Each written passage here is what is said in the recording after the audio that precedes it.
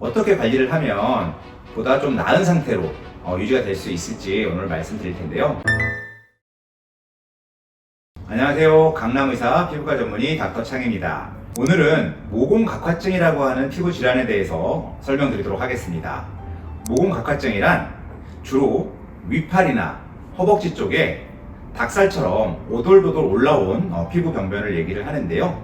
자세히 보면 모공 부분에 각질이 차서 각질막에 케라틴 플라우라고 하는 게 차서 오돌도돌하게 느껴지는데, 특히 여름철 노출의 계절에서 아무래도 오돌도돌한 게 있으면 신경 쓰여야 하는 분들이 많습니다. 이 모공각화증은 상염색체 우성 유전 질환입니다. 따라서 어머니나 아버지한테 있으면 본인한테도 생길 수 있습니다. 소학이나 청소년기에 나타나서 점점 나이가 들수록 성인이 되면 사라지게 되는 경우가 많은데요. 한 3분의 1 정도에서는 성인이 돼도 사라지지 않고 계속 남아있게 됩니다.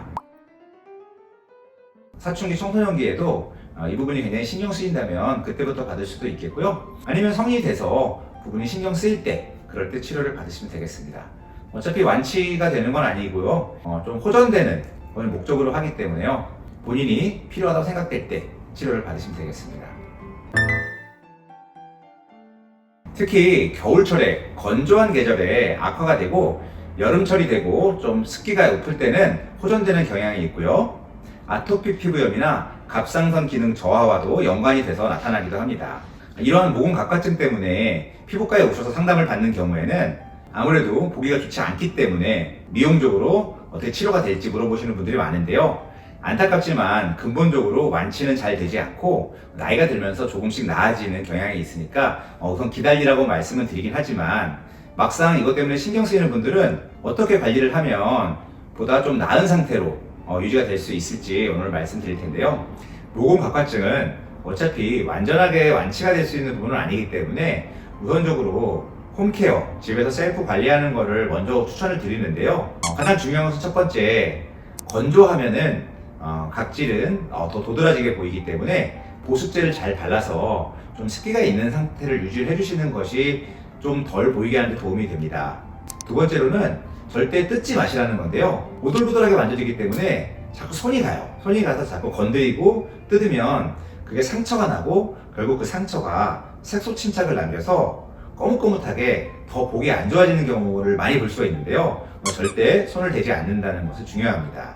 세 번째로는 각질 연화제를 바르는 건데요. 우리 흔히 각질 제거제라고 하는 아하 성분, 바하 성분의 그러한 제품들을 사용해서 좀 각질을 연화시켜서 부드럽게, 표면을 좀 부드럽게 만들어줄 수가 있습니다. 유래화 성분이 함유된 화장품을 사용해서도 어느 정도 표면을 부드럽게 만들 수가 있습니다. 병원에 오면 피부과에서는 어떠한 치료로 도움을 드릴 수 있는지 말씀드리겠습니다. 우선은 스티바 A로 많이 알려져 있는 레티노이드 크림을 처방받아서 사용을 하시면 각질을 좀 부드럽게 만들어줄 수가 있기 때문에 스티바 A 크림을 사용할 수가 있겠고요.